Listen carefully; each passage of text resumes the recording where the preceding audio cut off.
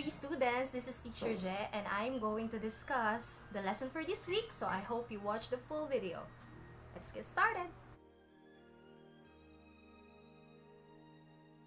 The first lesson for this week is about possessives, but before we proceed, I will going to define first what is a possessive. The possessive form of a noun shows who possesses or owns something. Possessive nouns ends in apostrophe s or in an apostrophe, simply just in apostrophe. So now, just like the previous one you did from the simple subject and simple predicate, there is a simple diagram that shows where the subject is and where the predicate is. So in possessive, we have a different kind of diagram, and this is how it looks like. So usually, the subject is located at the left part, while the predicate is located at the right part. And as you can see, under subject, we have here the possessive noun. So this will be the basic diagram for possessives. So this is how a possessive diagram works. First example, Tommy's sister paints. First, identify what is the subject in this sentence. The subject in this sentence, the word sister. That's why I wrote sister on this part. Next, what is the predicate of the sentence? The predicate of the sentence is the word paints. That's why I wrote it on this part. And just like what I've shown you earlier, the possessive is always located under the subject. That's why Tommy's is here. Next, for example number 2, Mark's dog runs. So in this sentence, the subject is the word dog. That's why I wrote it here. Then, the predicate is runs. That's why I wrote it here. And the possessive form or the possessive noun in this sentence is the word or the name Mark's. That's why I wrote it under the subject dog.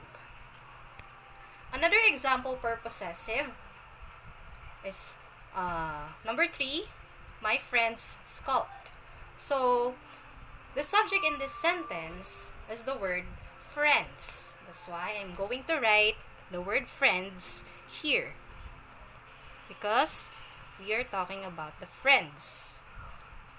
Next, what is the predicate? So, the predicate is this one. So, I'm going to write sculpt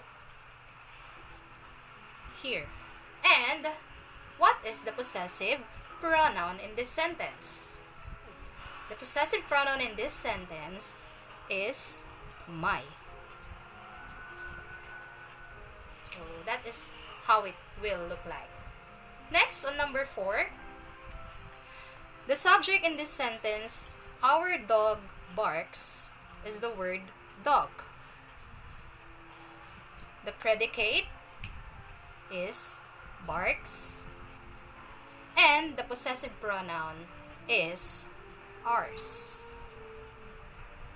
So basically, most of the possessive diagram looks like this. So you're just going to identify the subject, then the predicate on the right part, then under the subject is the possessive pronoun or noun.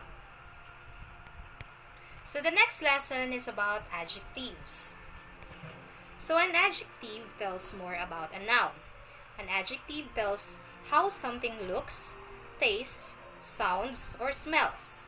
Adjectives can also tell how many.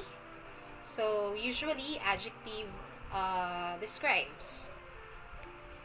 Take note that articles a, on, and the are adjectives because they point out nouns. So how does a diagram for adjectives look like? So just like the previous diagram, which is from possessive, it also looks like this. So here's the subject, here's the predicate, and under the subject, you will write the adjective. So let's have these examples. So number 1, healthy people exercise. So first, we need to identify again the subject. What is the subject in this sentence? So the subject in this sentence is the word people. So I will write people here. So, what is the predicate in this sentence? The predicate in this sentence is the word exercise. So, I write exercise here. And, obviously, the adjective in this sentence is the word healthy because it describes the state of the people. They are healthy.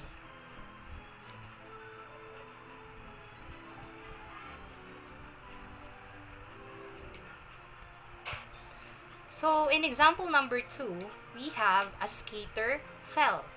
So, the subject in this sentence is the word skater. And the predicate is the word fell. So, what is the adjective in this sentence? So, obviously, the adjective in this sentence is a. Why a? Because a refers to the skater. It points about the skater. It refers to the skater. And as what I've said earlier, the articles a, an, and the are considered adjectives since they point out nouns. And the noun, the article a points in here is the skater. Another set of example, number 3, huge rocks fell. So the subject in this sentence is the word rocks. So I'm going to write rocks here and the predicate fell. The adjective used in this sentence is the word huge because it describes the rocks. Number 4, many people dance. So obviously, the subject here was the word people and the predicate is the word dance. And for the adjective, many. And so, that's how we do diagramming for adjectives. And for the last lesson for this week, we have the adverbs. So, adverb tells more about a verb. So, an adverb tells when, where, or how about a verb. So, this is how the diagram of adverbs looks like. So, if you will notice, this is different compared to the previous 2 diagrams that I showed you.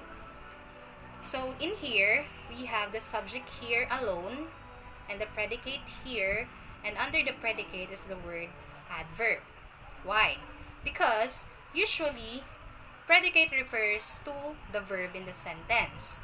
And since adverb tells more about the verb, that's why we put adverb under the predicate which refers to the verb in the sentence. Now let's have this example for adverbs. So let's find where is the subject in this sentence, hence clock constantly. So the subject in this sentence or the thing that we're talking about is about hen. So I will write hens here. Then the verb or the predicate in this sentence is the word clock. And obviously the adverbs that tells how in this sentence, the word constantly.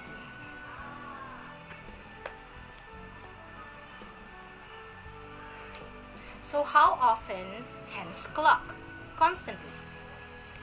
So for the last example for adverbs, we have here number 2, turkeys gobble loudly. So the subject for this sentence is the word turkeys. So I'm going to write turkeys here.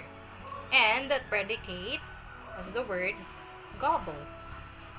We will write loudly here. And for the last item, we have we arrived late. So the subject in this sentence is the word we. And the predicate will be arrived.